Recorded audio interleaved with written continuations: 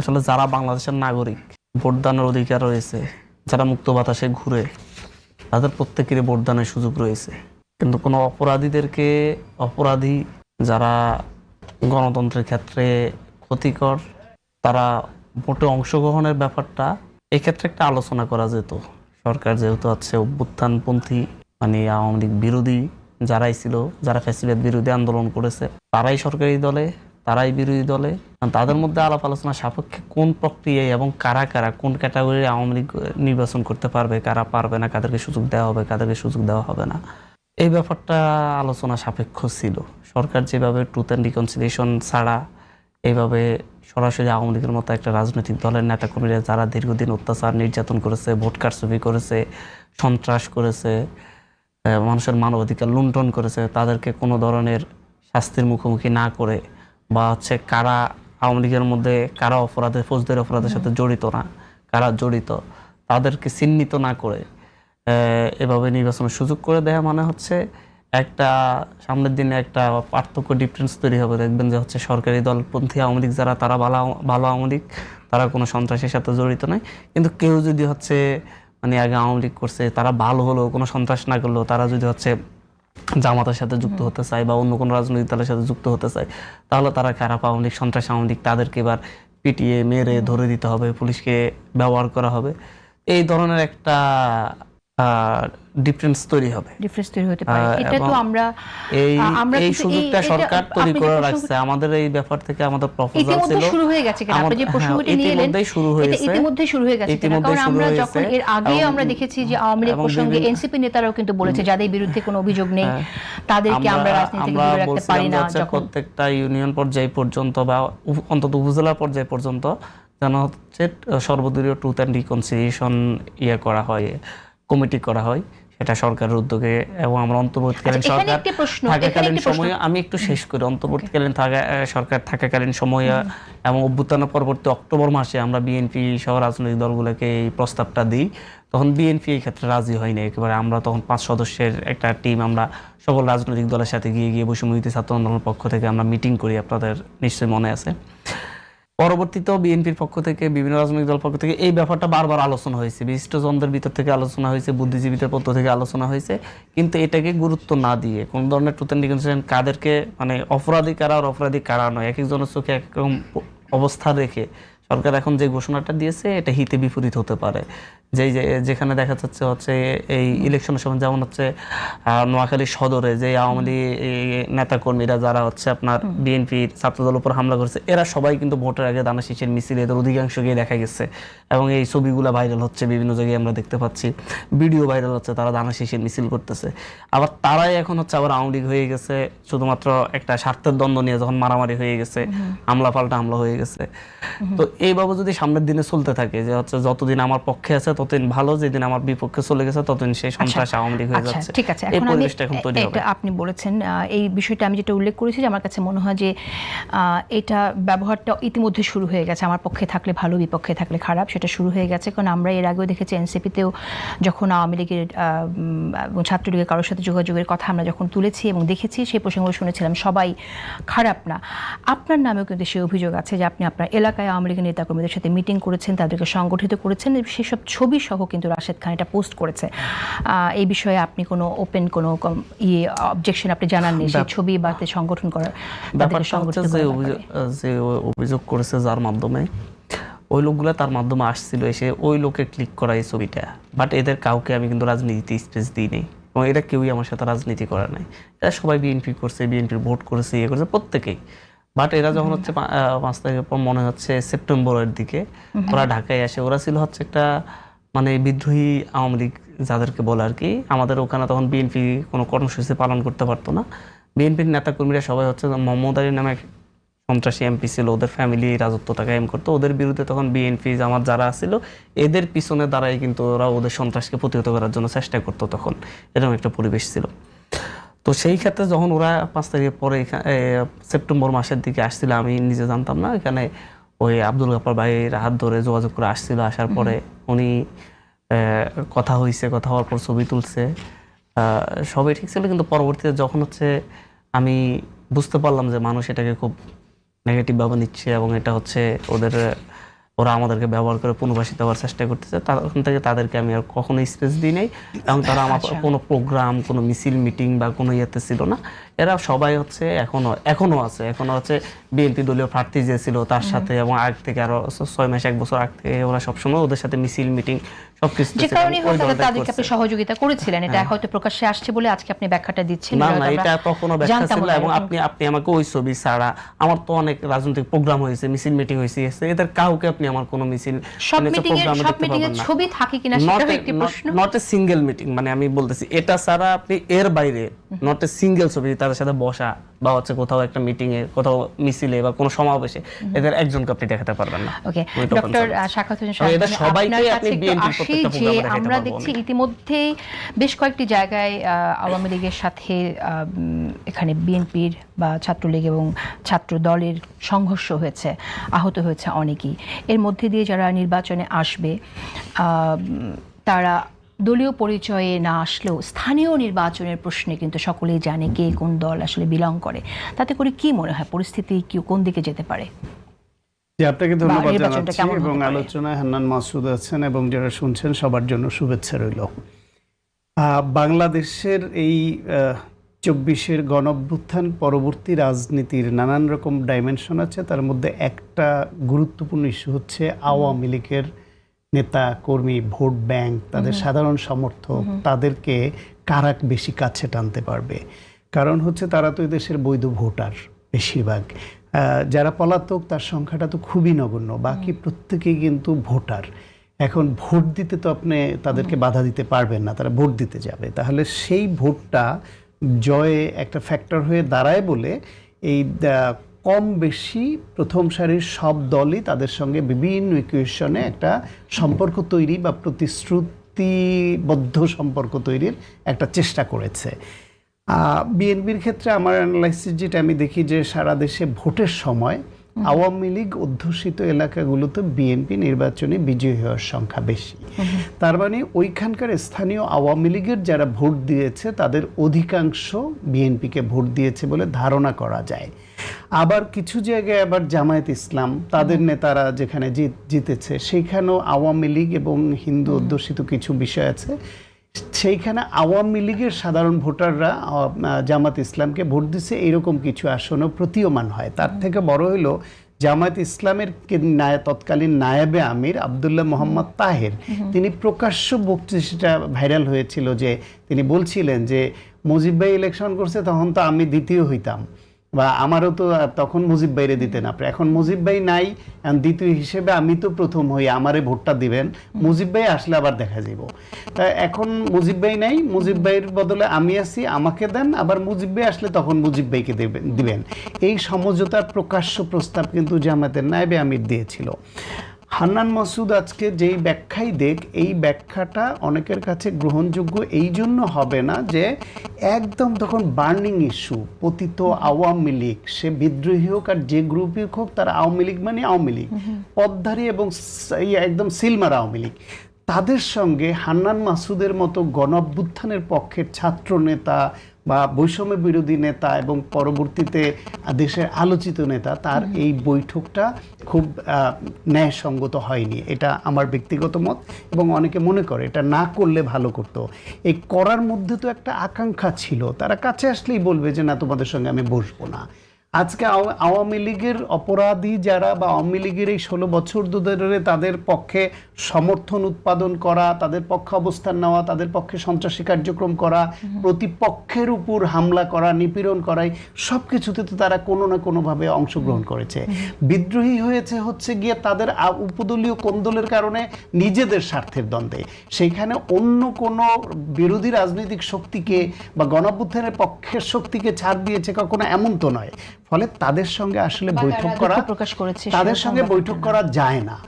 এখন যে বা যারাই করুক, কেউ কম করেছে বেশি করেছে, বাংলাদেশে এই ট্রেন্ডটা আছে, এ থেকে বেরোতে পারেনি কেউই।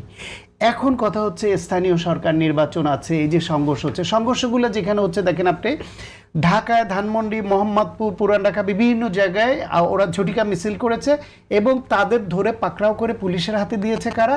বিএনপি, ছাত্রদল, যুবদল, তাদের লোকরাই।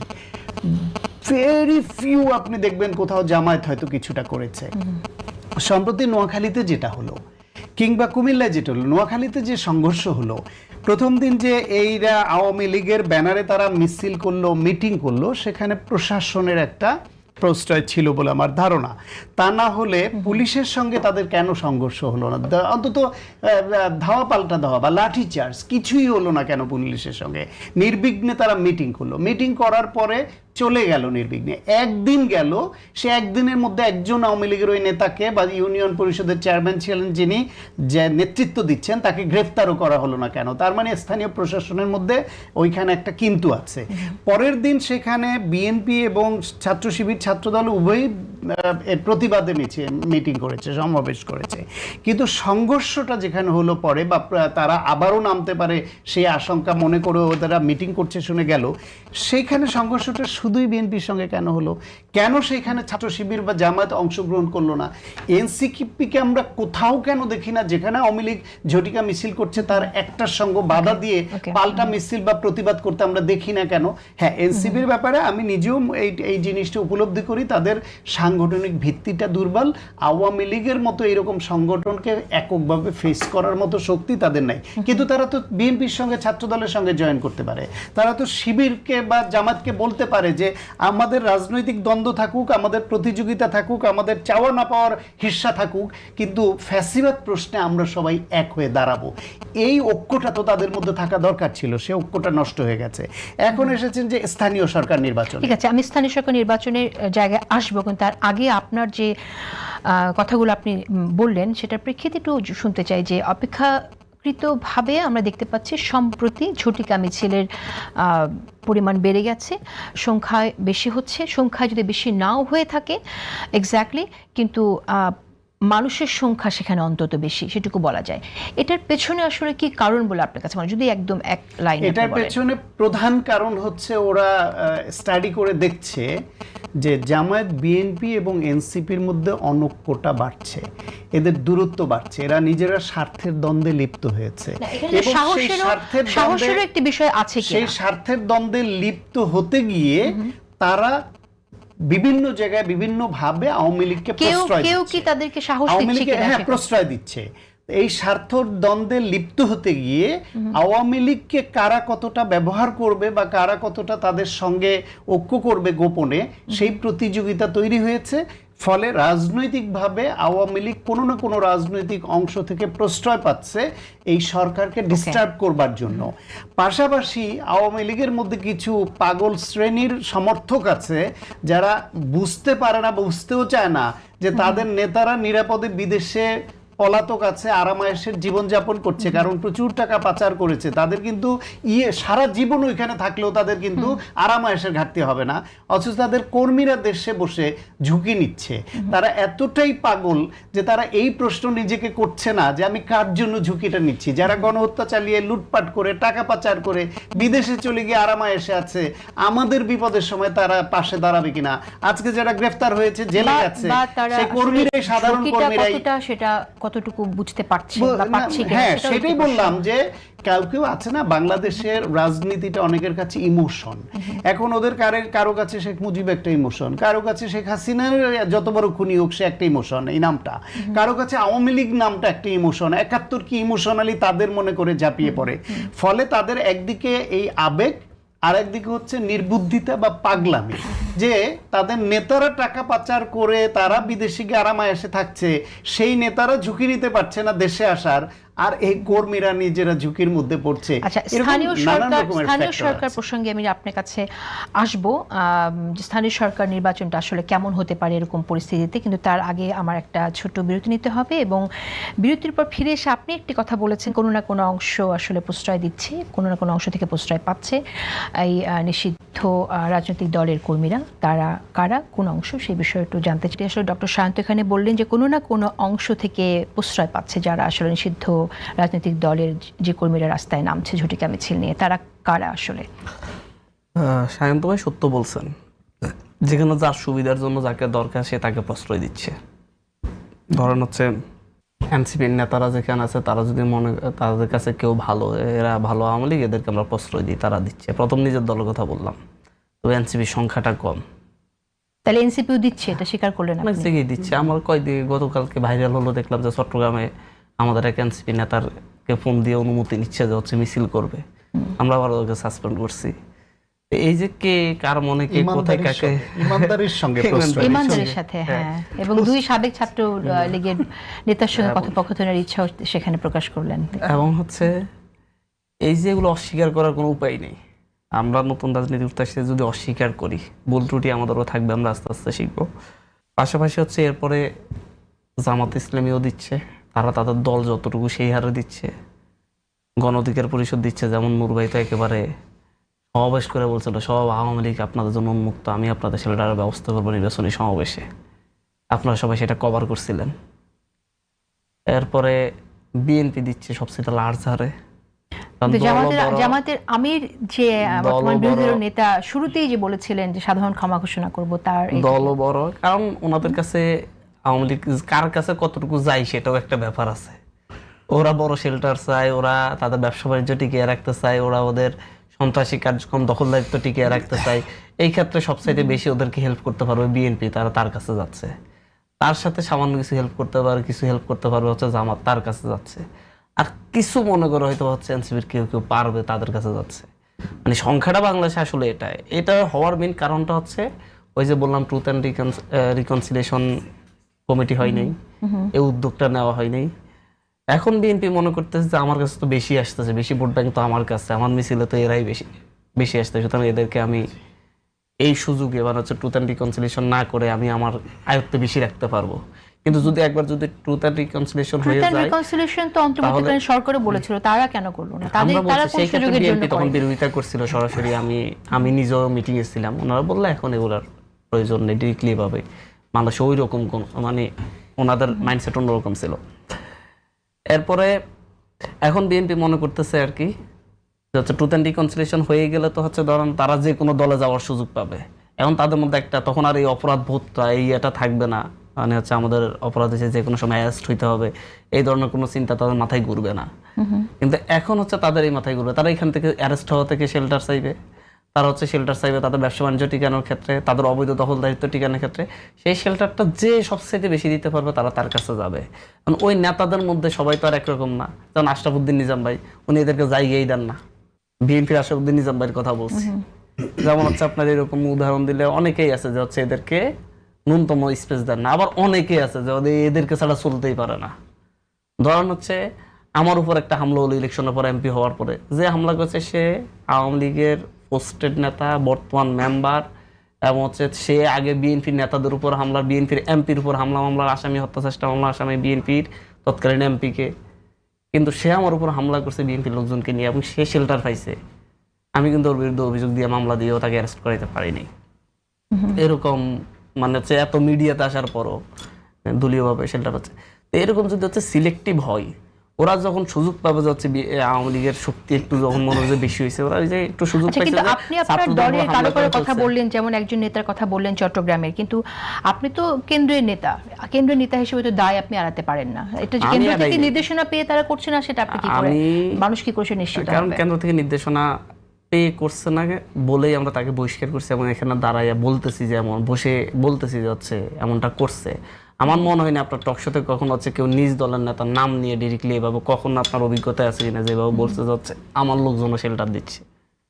আমি বলছি ঠিক আছে, কারণ আমাদের সেই সাহস আছে, এবং হচ্ছে আমরা সেই জায়গা থেকে আমি নিজে অন্তত যখন আমার সাথে একটা ছবি হয়েছে, আমার আমি সেটাকে ভুল স্বীকার করে নিয়েই এদেরকে আমি স্পেস দিইনি, আমি এটা বলতে পারতেছি। এরা যখন এসেছে আমি তখন মানে এদেরকে খেপাইতে চাইনি, এর পরবর্তীতে আমি এদেরকে কোনো স্পেসই দিই নাই, যার কারণে এরা আমার সাথে কোথাও মুভ করতে পারে নাই।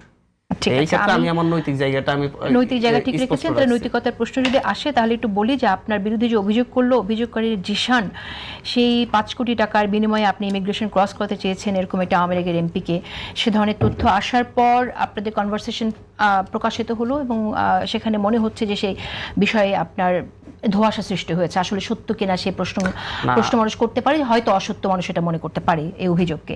কিন্তু প্রশ্ন হচ্ছে যে অভিযোগ করছে তার উপর যে হামলা হলো, এনসিপি নেতাকর্মীরা হামলা করলো, এটা কোন নৈতিকতার মধ্যে পড়ে? আচ্ছা, আপনি যখন বলছেন তো এনসিপি নেতাকর্মীরা হামলা করেছে, কে হামলা করেছে? এনসিপির কোন নেতা? হামলাটা কি জিনিস, মানে হামলা কি জিনিস? এক হচ্ছে প্রথমত উনি অভিযোগ দিয়েছেন, অভিযোগ দিয়ে আবার মাপ চাচ্ছেন যে আমি ভুল করছি, হচ্ছে নিজেই ফোন দিয়েছেন, আমি আপনাকে এখনো দেখাতে পারবো। উনি নিজে আমাকে ফোন দিয়ে বলার পরে যে আমাকে চাপে পড়ছে, এরপর যে ডিরেক্টলি বিএনপির একটা অঙ্গ সংগঠনের একেবারে সভাপতি নিজে রাশেদের সাথে গ্রুপ কল করে, আমার এই রেকর্ডটাও আছে, আমি ফটো ছাড়িনি, কারণ এখানে একটা বড় বেশি গুরুত্ব দেওয়া হয়ে যাচ্ছে। গ্রুপ কল করে নাকি ওনাকে জোর করছে এই ব্যাপারে একটা মন্তব্য দেওয়ার জন্য, মিথ্যা মন্তব্য দেওয়ার জন্য। উনি রাজনীতিতে, উনি জাহাঙ্গীরনগর বিশ্ববিদ্যালয়ের সভাপতি প্রার্থী, উনি সেইটা পাবেন এই আশ্বাসে উনি এটা করছেন। এবং এই যে তার এই রিপোর্টটা, এটা সবাই শেয়ার দিছে, ছাত্রদলের সভাপতি, সেক্রেটারি সহ সবাই, এবং হচ্ছে প্রত্যেকটা মিডিয়ার হেড অফিস থেকে ফোন দিয়ে লোকালি এইটার মিথ্যা নিউজ করার জন্য আমি একটু শেষ করি, মিডিয়ার কথা বলি আপনার ক্ষেত্রে। যেমন হচ্ছে ওর বাড়িতে হামলা হয়নি বলতে হচ্ছে ওর বাড়িতে রাতের বেলা একজনে গিয়ে, একটা ব্যক্তি ওদের ভাষ্য মতে যাইয়া এই গাপ্পার কই বলে এইটা একটা মেরে দিয়ে চলে আসছে অন্ধকারের মধ্যে। কে মারছে এটা জানা না, এবং হচ্ছে লোকাল সাংবাদিক সবাই জানে যে হচ্ছে, সবাই বুঝে যাচ্ছে এটা একটা সাজানো নাটক। লোকাল সাংবাদিককে নিউজ করতেছে না, প্রত্যেকটা হেড অফিস থেকে যে এইভাবে একটা নিউজ করে, এইভাবে একটা নিউজ করে, প্রত্যেকটা হেড অফিস থেকে ফোন দিছে।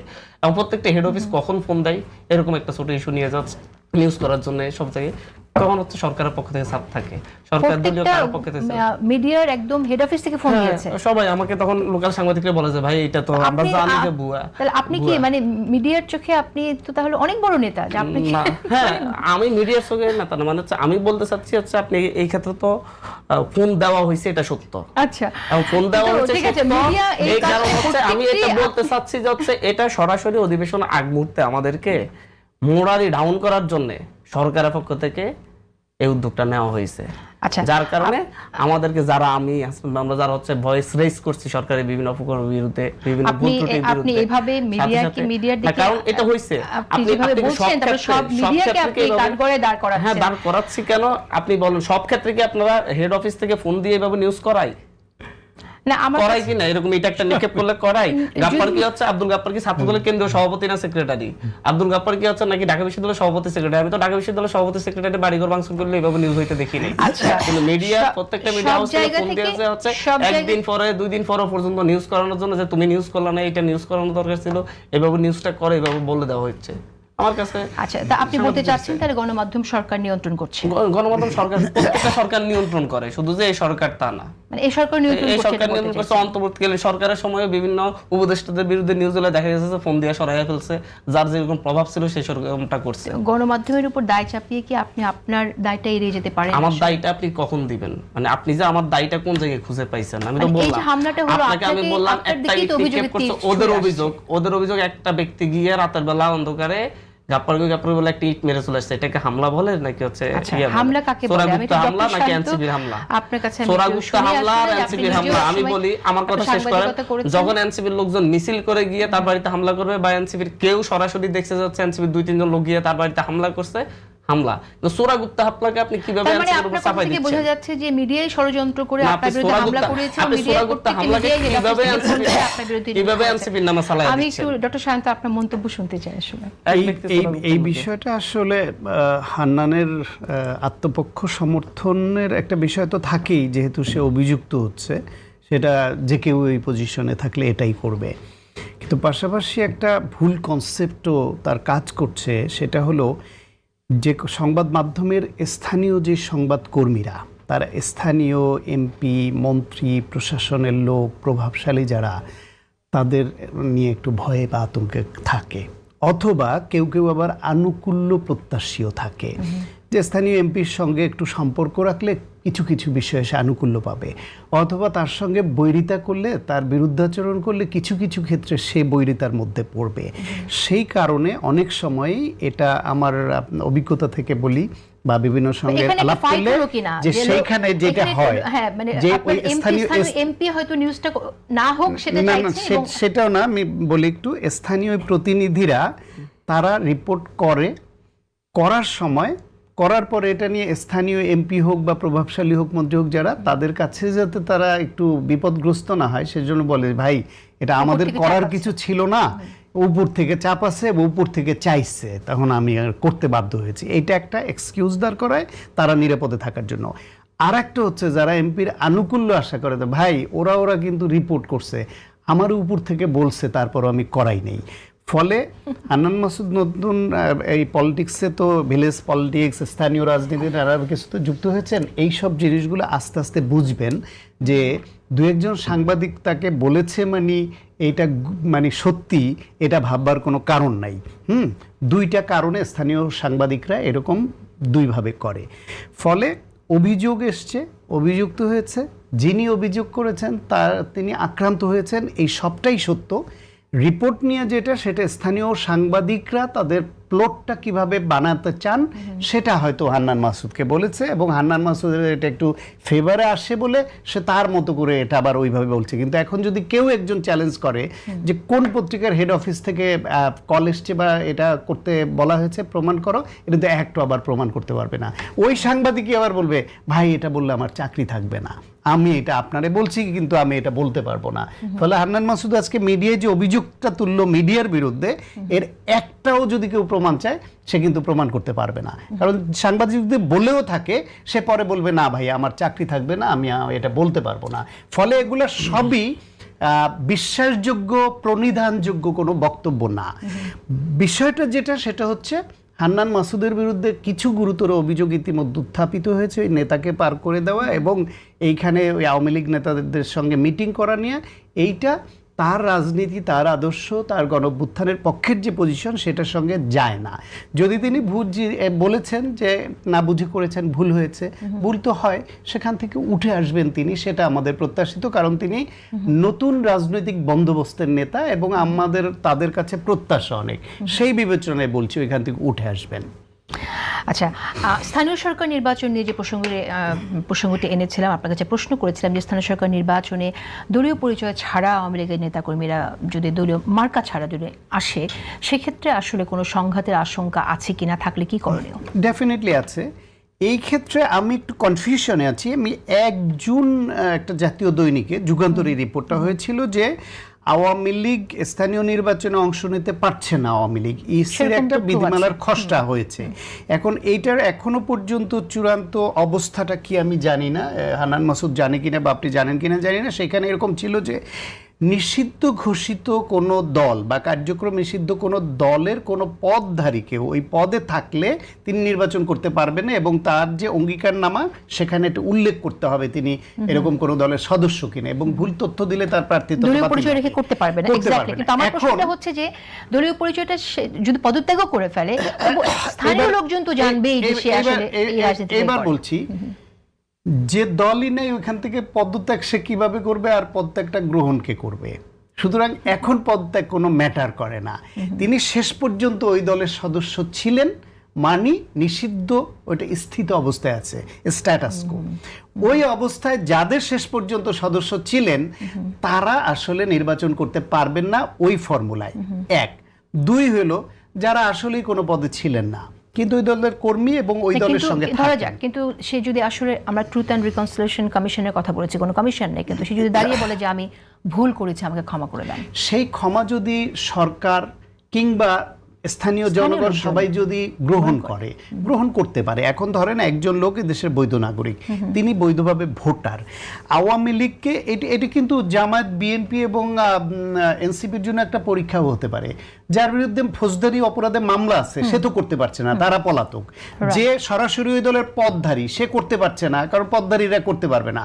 তাহলে পদ নাই, তার বিরুদ্ধে মামলা নাই, এইরকম একজন সাধারণ সমর্থক সে যদি ইলেকশন করে এবং এরকম গণহত্যাকারী, গণধিকৃত, পলাতক, ফ্যাসিবাদী একটা দলের সঙ্গে থাকার পরও সে যদি কোথাও বিজয়ী হয়, তাহলে তো আওয়ামী, বিএনপি, জামাত ইসলাম এবং এনসিপি সহ অন্য দলদেরকে রাজনীতি নিয়ে ভাবতে হবে যে এত কিছুর পরও তাহলে সে ভোট পেল কি করে, তাহলে আমাদের রাজনীতিতে ভুল আছে। সুতরাং শুধুমাত্র সবাইকে আপনি দূরে ঠেলেই একতরফা রাজনীতি করবেন সেটাও উচিত না, নিজেদেরও একটু পরীক্ষা দেওয়া উচিত। তবে যারা আওয়ামী লীগের পক্ষে 16 বছর সন্ত্রাসী কাজ করেছে, যারা এই গণহত্যার সময় মাঠে নেমেছিল, যারা ফৌজদারি অপরাধে অভিযুক্ত এবং মামলা আছে, তারা তো এখানে কোনোভাবেই আসতে পারবে না। এবং তারা যদি ওই নির্বাচনে অংশ নেয় বা কোনো অংশগ্রহণকারীর পক্ষে নামে, তাহলে তারা এটা আইনগতভাবে প্রশাসন ব্যবস্থা নিবে, তারা গ্রেফতারের মুখে পড়বে, রাজনৈতিকভাবে তারা প্রতিপক্ষের সঙ্গে তাদেরকে ওইখানে প্রতিযোগিতায় পড়তে হবে এবং তাদেরকে সেই কোথাও কোথাও সংঘর্ষ হয়ে উঠতে পারে। তৃতীয় যেটা সেটা হচ্ছে স্থানীয় মানুষ তাদেরকে প্রত্যাখ্যান করবে গণধিক্ষিত বলে। এখন এত কিছুর পরে তার পদ নাই, তার নামে মামলা নাই, শুধু ওই দলের সমর্থক ছিল, তাকেও ভয় পেতে হবে কেন? তাকেও ভয় পেলে তাহলে আপনারা কি রাজনীতিটা করছেন? রাজনীতি দিয়ে তাদেরকে পরাজিত করতে না পারলে বুঝতে হবে যে এদের রাজনীতিতে সমস্যা আছে। সেটা তো নিজেদেরকে অন্যরা রিকনসিলিয়েশন করুক আর নিজেদের আত্ম উপলব্ধি আসুক যে যে রাজনীতি করছি আমরা এর পরিবর্তন দরকার। সাধারণ মানুষ এত গণহত্যা করার পরে, গণধিকৃত হওয়ার পরে, লুটপাট করার পরে, মানুষের ভোটের অধিকার কেড়ে নেবার পরে তাদের নেতাকর্মীরা পলাতক, সেই অবস্থায় একজন তাদের সমর্থক তার পক্ষে ভোট চলে যাবে, ওই ভয় পাওয়ার কোনো কারণ আমি দেখি না। বরং যদি ওরকম কেউ থাকে এবং নির্দলীয় নির্বাচন সে যদি করতে চায়, তাকে বাধা দেওয়াটা বরং অগণতান্ত্রিক হবে। আচ্ছা, এই বিষয়ে বলতে চাইলে হান্নান মাসুদ আপনি অবশ্যই বলবেন, কিন্তু আজকে আমরা এই সংসদ অধিবেশনে দেখলাম যে ইসলামী ব্যাংক নিয়ে আলোচনা হয়েছে এবং সেখানে আপনারা ছিলেন না, কি এনসিপির কোনো সংসদ সদস্যের কোনো মন্তব্য আমরা এখানে পাইনি। সেই জায়গা থেকে আমি শুনতে চাইছি যে ইসলামী ব্যাংক নিয়ে যে আলোচনা হচ্ছে সেক্ষেত্রে সেখানে বিএনপি স্ট্যান্ডিং কমিটির মেম্বার, বর্তমানে স্বরাষ্ট্রমন্ত্রী, তিনি বেশ কিছু তথ্য তিনি সামনে এনেছেন। একটি বিষয় সেখানে আমি শুরুতে আনতে চাই, তিনি বলছেন যে ইসলামী ব্যাংকের আরডিএস নামে একটি ফ্ল্যাগশিপ প্রকল্প আছে, পল্লী উন্নয়ন প্রকল্প, যেখানে 10,000 20,000 পর্যন্ত লোন দেওয়া যায় নারীকে। ভোটের আগে 10,000 করে লোন দেওয়া হয়েছে অনেককে। এখানে একজন নারীকে তিনি উল্লেখ করেছেন, একজন নারীকে জিজ্ঞেস করা হলো, মা ভোট কোথায় দেবেন? বললেন, ভোট আর কোথায় দেবো, কোরআনের দল না দিলে তো জান্নাতে যাওয়া যাবে না, 10,000 টাকা মাফ হয়ে যাবে, জিতলে আরও 10,000 টাকা পাবো। ইসলামী ব্যাংকের টাকা দিয়ে জামাত কি তাহলে ভোট কিনেছে? এটা বললে আপনি তাহলে খারিজ কীভাবে করবেন? এখন ইসলামী ব্যাংক নিয়ে জামাত যে রাজনীতি করছে, কিন্তু ইসলামী ব্যাংকের টাকা যেভাবে ব্যবহার করা হয়েছে সে বিষয়ে আপনাদের কোনো মন্তব্য কখনো শুনে নাই, কিছু বলবেন কিনা? জামাতের বিরুদ্ধে যে অভিযোগগুলো সেটা জামাত দিবে, এবং আজকের আলোচনায় জামাত এবং বিএনপি অংশগ্রহণ করেছে ইসলামী ব্যাংক নিয়ে। আমরা মোটা দাগে এখানে তাদের দলীয় ব্যাপার নিয়ে আমরা মন্তব্য করতে পারি না। জামাতেরও দলীয় ব্যাপার নিয়ে মন্তব্য করতে চাই না, বিএনপিরও দলীয় ব্যাপারটা নিয়ে মন্তব্য করতে চাই না।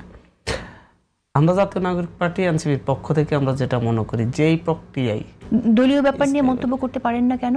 আমি করতে চাচ্ছি না বললাম, কারণ আপনি যে এখানে তো জামাত কি ভোট কিনছে নাকি কিনে নাই, জামাত কি আসলে অভিযোগ বিএনপির, এবং জামাত আমাদের জোট সঙ্গী, নির্বাচনের জোট সঙ্গী, নিঃশত নির্বাচনকালীন জোট সঙ্গী।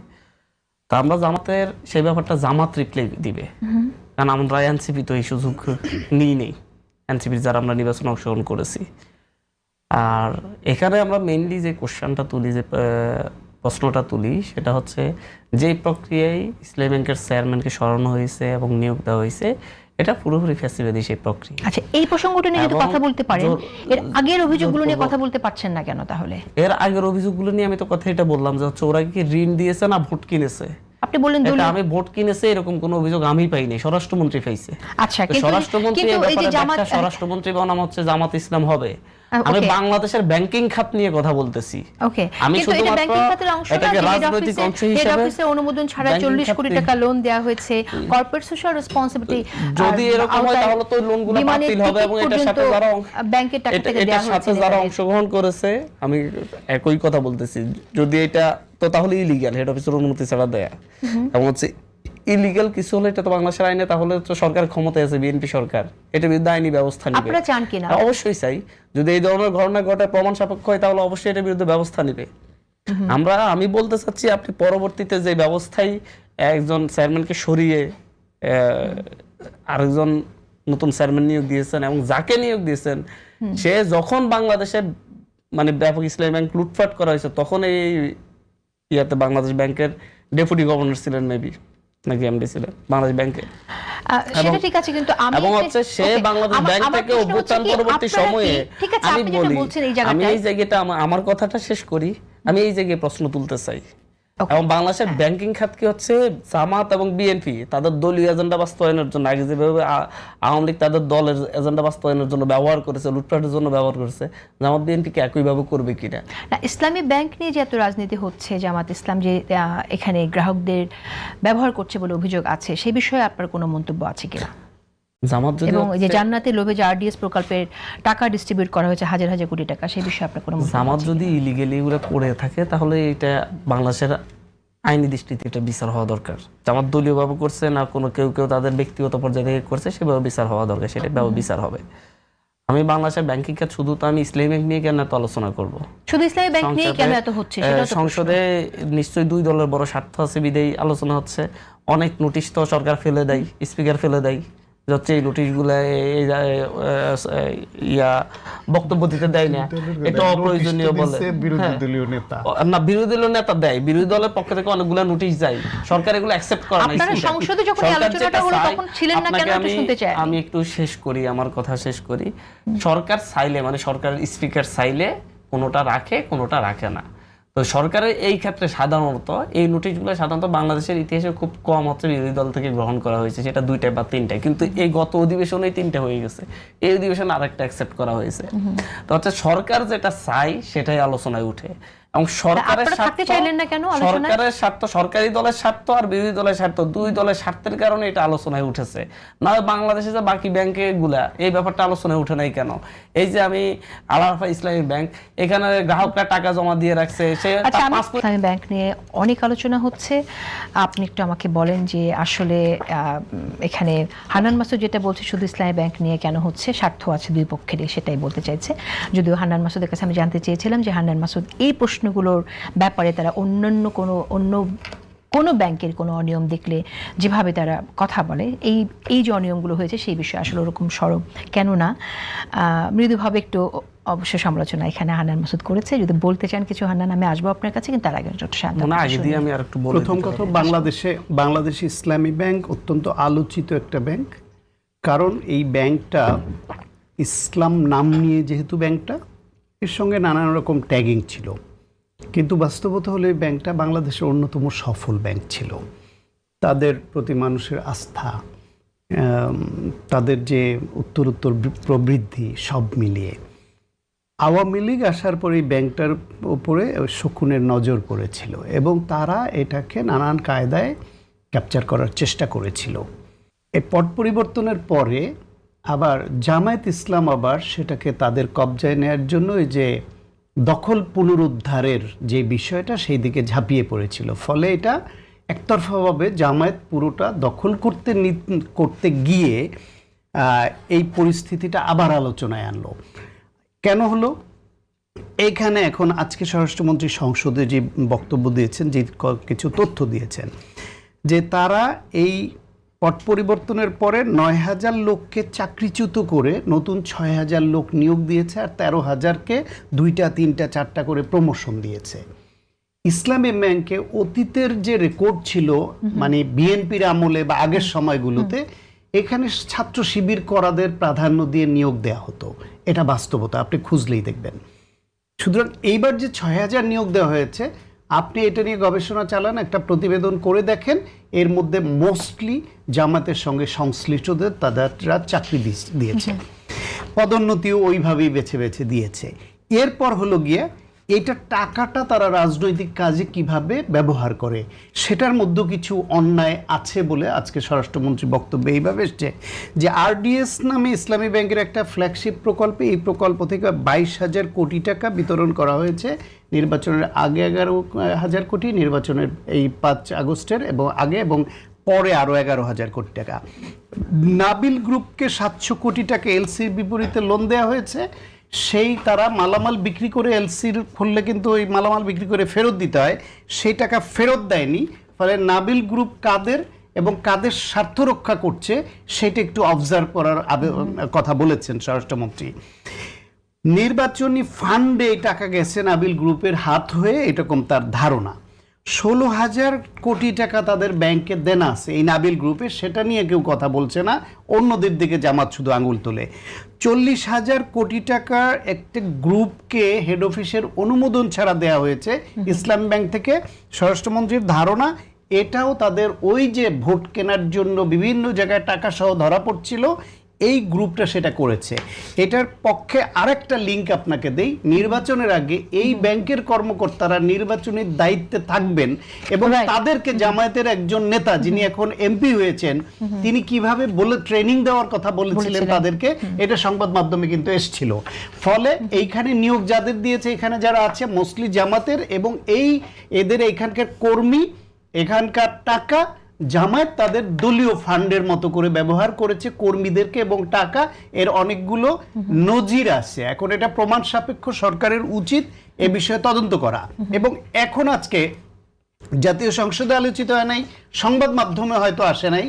আজকে আমার একটা ব্যক্তিগত অভিজ্ঞতা বলি। আমাদের একজন বাংলাদেশ মেডিকেল বিশ্ববিদ্যালয়ের একজন প্রফেসর, তিনি বললেন তার শ্বশুর ইসলামী ব্যাংকের একটা ব্রাঞ্চে 20,000 টাকা তুলতে গিয়েছিলেন, এই টাকাটা তাকে দেওয়া হয় নাই, চেক ফেরত দেওয়া হয়েছে। ইসলামী ব্যাংকের কোন ব্রাঞ্চ 20,000 টাকার সংকটে পড়ছে এইটা আমার মনে হয় না। এইটা তারা পরিকল্পিতভাবে জনগণের মধ্যে ক্ষুব্ধ করবার জন্য ইসলামী ব্যাংকের কোনো কর্মকর্তা এই কাজটা করছে আমার ধারণা। না হলে 20,000 টাকার চেক টাকা নাই বলে ফেরত দেওয়া, এইটা ইসলামী ব্যাংকের কোনো ব্রাঞ্চে হওয়ার কথা না। আর আজকে জাতীয় সংসদে ইসলামী ব্যাংক নিয়ে আলোচনার প্রসঙ্গে নোটিশ দিয়েছে বিরোধী দলীয় উপনেতা জামায়াতের নেতা আমির, এবং সেইটা নিয়ে আলোচনার সময় খুব কড়াভাবে অবস্থান নিয়েছেন জামায়াতের সাবেক নায়েবে আমির, বর্তমান এমপি ডাক্তার আব্দুল্লাহ মোহাম্মদ তাহের।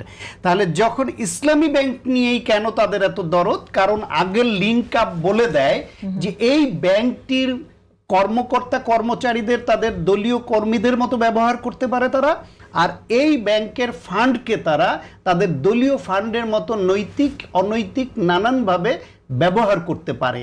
ফলে এটা হ্রাস টানা দরকার। বাংলাদেশের আওয়ামী লীগ যেরকম তাদের আমলে বিভিন্ন ব্যাংক, বিভিন্ন অর্থ লগ্নিকারী সংস্থাগুলোকে তাদের মতো করে দলীয় কাজে ব্যবহার করেছে, লুটপাট করেছে, জামায়াতের বিরুদ্ধে যে অভিযোগ আজকে আমরা শুনলাম বা সংবাদ মাধ্যমে দেখি, তাতে ঠিক ইসলামী ব্যাংক নিয়ে একই ধরনের অভিযোগ আছে এবং আরও কিছু সংস্থা, আরও কিছু প্রতিষ্ঠান নিয়ে একই ধরনের অভিযোগ আছে।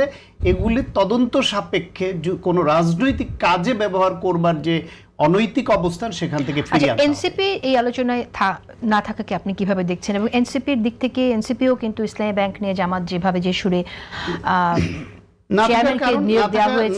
সেই প্রশ্নটি সামনে আনে, ব্যাংক লুটপাটের, শেখ হাসিনার সময় ব্যাংক লুটপাটের বিরুদ্ধে কথা বলা, যদি কোনো লুটপাট অভিযোগ আসে তাহলে বিষয়টা যদি এরকম হয়, এনসিপি একটা নতুন দল, তাদের নির্বাচনী ফান্ড খুব হৃষ্টপুষ্ট হওয়ার বিশেষ কোনো কারণ ছিল না। তারা যে নির্বাচন করেছে, বাংলাদেশে হলফনামায় যত টাকাই স্বীকার করুক, বাংলাদেশে এমপি নির্বাচন করতে কত কোটি টাকা লাগে সেই ধারণা আপনার আমার সকলের আছে। এনসিপি জোট করে জামায়াতের সঙ্গে, জামায়াতের জনবল এবং অর্থবল, এনসিপি কি তাহলে আপনি বলছেন অসহায়? জামায়াতের অর্থবল এবং জনবল দুইটার বলে বলিয়ান হয়ে নির্বাচন করেছে এনসিপি। এনসিপির ফান্ডে যে টাকা গেছে, জামায়াতের ফান্ডের টাকা যদি ওই ব্যাংক থেকে আসা সে টাকা হয়, তার একটা অংশ তো এনসিপির নির্বাচনী ফান্ডে হয়েছে। ওকে, সে কারণে কি আসলে এনসিপি এই বিষয়ে কোনো কথা বলছে না? আমি এটা নিয়ে খুব জোরালোভাবে বলার তাদের আমাদের অবস্থান বেশি থাকার সময় নেই। কথা। আমি হান্নান মাসুদ আপনার কাছে শুনি, এই কারণে কি আপনারা আসলে বিষয়ে জোরালোভাবে কোনো কথা বলছেন না? পাশাপাশি আরেকটি তথ্য এবং অভিযোগ আমি আপনাকে বলি, সেটা হচ্ছে যে রাশেদ খান তিনি এই কথাটি বলেছেন, জামাত এনসিপিকে দখল করছে। এই অভিযোগ, এরকম অভিযোগ কিভাবে দেখেন? রাশেদ খানের গণঅধিকারকে বিভিন্ন দখল করে ফেলছে রাশেদ খান। একটা কথা বলি কি, মানে আমি কিছু কিছু বিষয় নিয়ে আলোচনা করতে চাই না। কেন করতে চান? আপনারা একসময় রাজনীতি করেছেন তো, কারণ এই রাশেদ খান তার যেই নৈতিক অবস্থান, যে হচ্ছে উনি আমাদের নেতা ছিলেন তখন, ওনার যে নিজে নামতে নামতে এমন জায়গায় নেমে গেছে, এখন আলোচনা রুচি আসে না। ওনার এখন পুরো অক্সিজেনই হচ্ছে এনসিপির একজনকে নিয়ে আজকে একটা মন্তব্য করবে, আগে 5 দিন এটা চলবে। এনসিপি দল নিয়ে আজকে হান্নান মাসুদকে নিয়ে, কালকে হাসনাত আব্দুল্লাহকে নিয়ে, পরশু সাজিদ আলমকে নিয়ে, এরপর দিন নাহিদ ইসলামকে নিয়ে, এরপর দিন শেষ করি আপনাকে শুনেন। মানে ওনার ছোট ভাইদের নিয়ে আলোচনা করেই, মানে এক একটা মিথ্যাচার করে এক একটা বক্তব্য দিয়ে উনি আলোচনায় থাকতে চান। ওনার কাছে আপনি যদি, উনি যদি এরকম ইয়া না করতেন, এখন আপনারা টকশোতেও কম রাখেন, তো ওই যে ইয়া করলে এরকম একটা মন্তব্য করলে সাথে সাথে একটা ডাক দেন, ফোন দেন যে হচ্ছে আসেন এই ব্যাপারে আরো কিছু বলে যান। শুধু কম ডাকে নাকি কেন?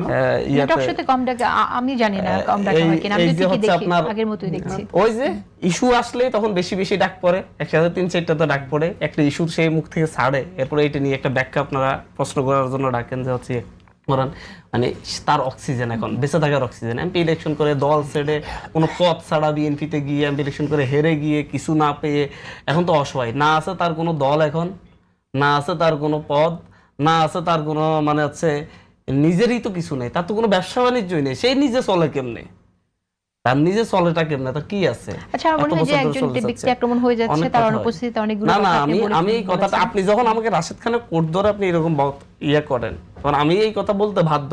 তার অক্সিজেন শ্বাস প্রশ্বাস বন্ধ হয়ে যাচ্ছে, সেই শ্বাস প্রশ্বাস নেওয়ার জন্য তার এনসিবির কাউকে না কাউকে নিয়ে একটা দুইটা মন্তব্য করতে হয়। ওই যে হাসান লোক ইনুকে নিয়ে বেগম খালেদা জিয়াকে, এরপর হচ্ছে তারেক রহমানকে এমন ভাষায় গালিগালাজ করানো হতো, আমি বলি এমন ভাষায় গালিগালাজ করানো হতো যেটা শেখ হাসিনা আওয়ামী লীগের নেতারা করতো না। ঠিক একইভাবে বিএনপি থেকেও রাশেদ খানকে দিয়ে এমন এমন মন্তব্য করায় যেটা বিএনপির নেতারা করে না, মানে যাতে ওরা মানে বিএনপি থেকে করতে চায় না। হ্যাঁ, এটা আপনার প্রমাণ আছে, জানেন আপনি? এটাই হয়ে আসছে, আমরা দেখছি, অভিজ্ঞতা বলে আর কি। আচ্ছা আওয়ামী লীগ ব্যবহার করতে হাসান লোক ইনু রাশেদ খান মেননকে, আর এখনকার যুগের রাশেদ খান মেনন। ঠিক আছে, এখন আমাকে বলেন অভিযোগকে কিভাবে দেখছেন যে আপনি জামাত এনসিপি কে দখল করছে? আমি জানি না কিভাবে জামাত এনসিপি কে দখল করতেছে, উনি ভালো বলতে পারেন। আমরা এনসিপি আগের থেকে সমমহিমে উদ্দেশ্য এইভাবে কি যেমনটা আসলে ডক্টর শাফাত হোসেন শান্ত বললেন যে আপনারা এই অতীতে যে লুটের টাকা হয়েছে সেই টাকা আপনাদের পকেটে গেছে। নাগরিক পার্টি এনসিপি 8টা আসন নিয়ে সংসদে গেছে, আগামীতে আরো বেশি, এর কয়েক গুণ বেশি আসন নিয়ে সংসদে যাবে ইনশাল্লাহ। এবং হচ্ছে এনসিপির রাজনীতিটাই করতেছে, এনসিপি নিজস্ব ধারণা নিজস্ব চিন্তা ভাবনা এনসিপির কাছ থেকে জানার জন্য সকল দেশের রাষ্ট্রদূতরাও আসে যে হচ্ছে এনসিপি থেকে জানার জন্য যাচ্ছে তাও তোমরা কিভাবে সামনের দিনে রাষ্ট্র পরিচালনা করতে চাও, কি করতে চাও, কারণ সবাই ভাবে যে এনসিপি আগামী দিনে রাষ্ট্র ক্ষমতায় আসতে যাচ্ছে এবং হচ্ছে তৃতীয় বৃহত্তম রাজনৈতিক দল হিসেবে উঠে আসছে মাত্র 30টা আসনে ইলেকশন করে, এবং হচ্ছে প্রত্যেকটা আসনে তারা ভালো ফাইট দিয়েছে। জামাতের সব প্রার্থীও কিন্তু এইভাবে ভালো ফাইট দিতে পারে নাই। এনসিপির মানুষের সেই আকর্ষণ আছে, এনসিপি নেতারা এক একটা জায়গায় গেলে তরুণ সমাজের যে আগ্রহ, যে ঢল নামে, এটা তো সবাই দেখে, সবাই জানে, বিএনপিও জানে তাদের ভবিষ্যৎ প্রতিপক্ষকে, ইয়েও জানে, জামাতও জানে তাদের ভবিষ্যৎ প্রতিপক্ষকে, এবং বিএনপি যাদেরকে রাখছে তারাও ভবিষ্যৎ প্রতিপক্ষকে বিএনপিও জানে। আমি শেষ করে দিতে হবে একদমই 30 সেকেন্ডস। এক মিনিটে আপনি আমাকে যে কোশ্চেনটা করছেন আমি তো সেখান থেকে আমরা রাশেদ খানের ব্যাপারটাই আমরা রিপ্লাই করলাম। তো এনসিপি